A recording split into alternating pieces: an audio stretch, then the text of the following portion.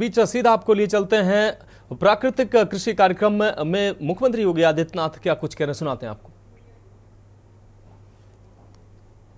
एक बड़े जन जागरण अभियान को अपने हाथों में लेकर के इसे सफलता की नई ऊंचाइयां प्रदान की हैं, ऐसे आचार्य देवव्रत जी का हृदय से मैं स्वागत करता हूं, अभिनंदन करता हूं। आचार्य जी ने भारत की ऋषि परंपरा को, जो धरती माता के प्रति हम सबके आग्रह को प्राचीन काल से, पौराणिक काल से ही हर भारतवासी को आग्रही बनाती रही है, उसका प्रतिनिधित्व करते हुए प्राकृतिक खेती के माध्यम से इस धरती माता को बचाने के एक संकल्प के साथ आगे बढ़े हैं। न केवल कुरुक्षेत्र में बल्कि हिमाचल प्रदेश और गुजरात आज आचार्य जी के इन कार्यक्रमों का उदाहरण बना हुआ है। इस अवसर पर मैं आप सबकी ओर से, प्रदेशवासियों की ओर से और देश के उज्जवल भविष्य के प्रति जो भी व्यक्ति आशा भरी निगाहों से आगे बढ़ता है, देखता है, उन सब की ओर से उनका हृदय से स्वागत और अभिनंदन करता हूं। आज यहां पर भारत सरकार के माननीय मंत्री कृषि एवं किसान कल्याण माननीय श्री शिवराज सिंह चौहान जी भारत सरकार में मंत्री बनने के उपरांत आज उनका लखनऊ आगमन प्रथम बार हो पाया है। मैं सबसे पहले उनके आगमन के लिए उनका हृदय से स्वागत करता हूं, अभिनंदन करता हूं। मध्य प्रदेश जैसे राज्य में कृषि उत्पादन की दर को देश के अंदर सर्वाधिक करने का गौरव भी उन्हीं के जाता है और उन्होंने मध्य प्रदेश जैसे राज्य में वहां के किसानों के कल्याण के लिए जो अद्भुत कार्य किया था अपने मुख्यमंत्रित्व काल में, वो आज भी देश के अंदर उदाहरण है। और इसीलिए मध्य प्रदेश के उनके अनुभव और आज प्राकृतिक खेती के साथ कृषि और किसान कल्याण के साथ साथ ग्रामीण विकास के एक अद्भुत मॉडल देश की जनता उनके अनुभव का लाभ लेकर के देखना चाहती है और इस दृष्टि से आज उनका मार्गदर्शन यहाँ पर आए हुए हमारे अन्नदाता किसानों को प्राप्त हुआ है। इस क्षेत्र के विशेषज्ञों के साथ इस संवाद के इस कार्यक्रम में मैं उनका हृदय से स्वागत करता हूं, अभिनंदन करता हूं। हम सब जानते हैं कि हरित क्रांति का लाभ अन्न उत्पादन करने में और उसकी उत्पादन क्षमता को बढ़ाने में प्राप्त हुआ है, लेकिन यह अधूरा सच है।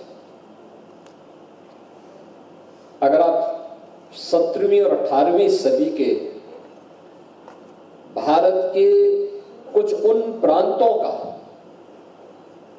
जिन्होंने अपने स्तर पर उन राज्यों में, उन क्षेत्रों में कार्य किया था, वहां की प्रकृति के द्वारा प्राकृतिक पद्धति से किए जाने वाली खेती के और उससे उत्पादन की उस दर को देखेंगे तो आपको लगेगा कि वास्तव में जो पिछले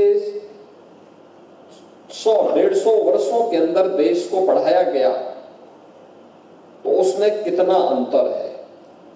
ऐसे बहुत सारे उदाहरण हैं आपके सामने और मैं चाहूंगा कि हमें इतिहास के उन पन्नों को पलटना ही पड़ेगा, क्योंकि जब धरती वास्तविक प्राकृतिक रूप में थी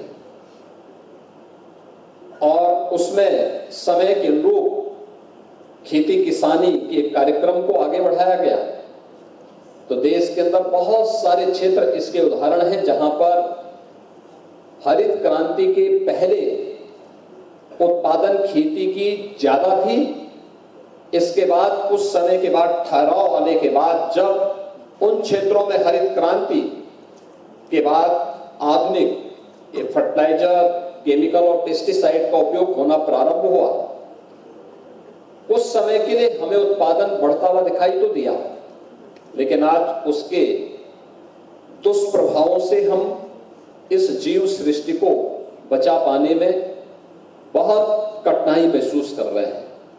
वो सीधे जहर के रूप में नहीं आ रहा है, लेकिन एक स्लो पॉइजन के रूप में वह हर व्यक्ति की धमनियों में घुसता जा रहा है। और ये केवल मनुष्य के लिए नहीं, अभी 2 वर्ष पहले की घटना है। उत्तर प्रदेश के अंदर हम लोग निराश्रित गो आश्रय स्थल संचालित करते हैं।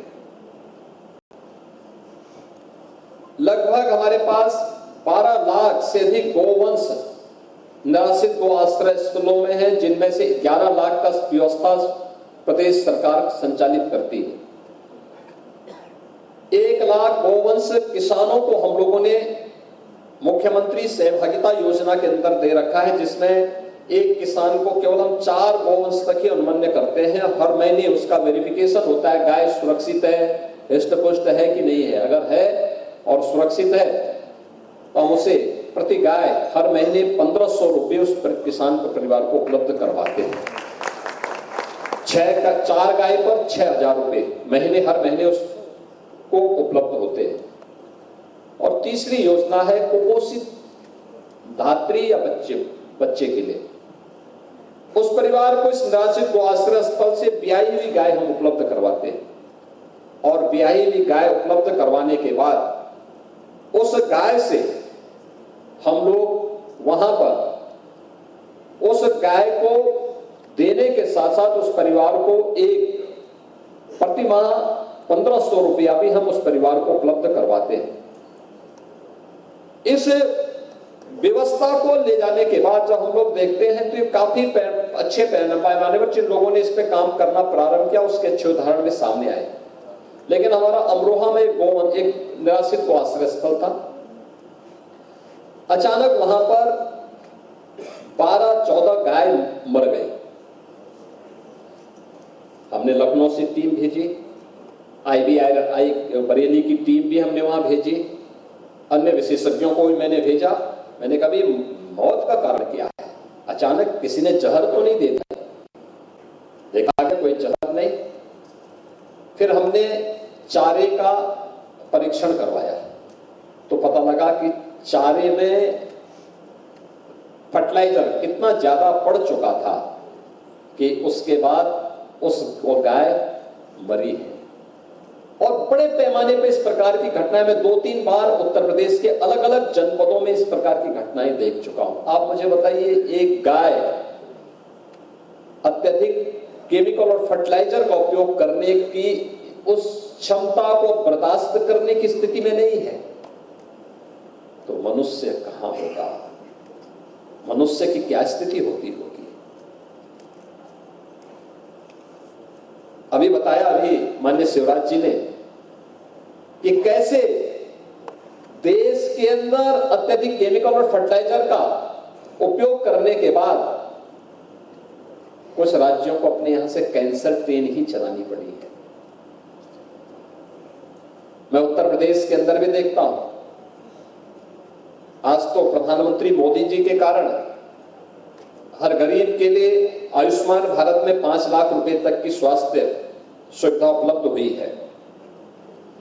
लेकिन फिर भी बड़े पैमाने पर मेरे पास लोग आते हैं मुख्यमंत्री राहत कोष से पैसे के लिए, और जो भी मेरे पास एप्लीकेशन आता है हम उसको तत्काल धनराशि उपलब्ध भी कराते हैं। और मैं देखता हूं सर्वाधिक मामले कैंसर के होते हैं। याद करिए, आज से पहले इतना भयावह दृश्य नहीं था। लोगों की हो सकता है कि आर्थिक स्थिति इतनी मजबूत न रही हो, लेकिन बीमारी इस रूप में नहीं। किसी गांव में आप जाइए, उस समय इस प्रकार की स्थिति नहीं थी। आज तो हम लोग देख रहे हैं, गांव में जाते हैं युवा लड़कों पर किसी की किडनी फेलियर हो रही है, किसी को हार्ट की बीमारी हो गई है, कोई व्यक्ति कैंसर से पीड़ित हो गया है। पहले हम देखते थे कि 20, 25, 30 गांव में कोई एक व्यक्ति को बीमार हो जाता था, लोग ये मानते थे कि कैसे हो गया, पूरा हाहाकार मचता था। आज एक कॉमन बन चुका है। कारण है खान पान कहीं ना कहीं प्रभावित हुआ है। इसने नई नई बीमारियों को जन्म दिया है, नए तौर तरीके आगे बढ़े हैं और हमें इसके बचाव का जो एक नया मंत्र प्रधानमंत्री मोदी जी ने दिया है और वह है प्राकृतिक खेती का। मैं धन्यवाद दूंगा माननीय शिवराज सिंह चौहान जी को और उनकी पूरी टीम को और भारत सरकार को कि प्रधानमंत्री मोदी जी ने आज से 3 वर्ष पहले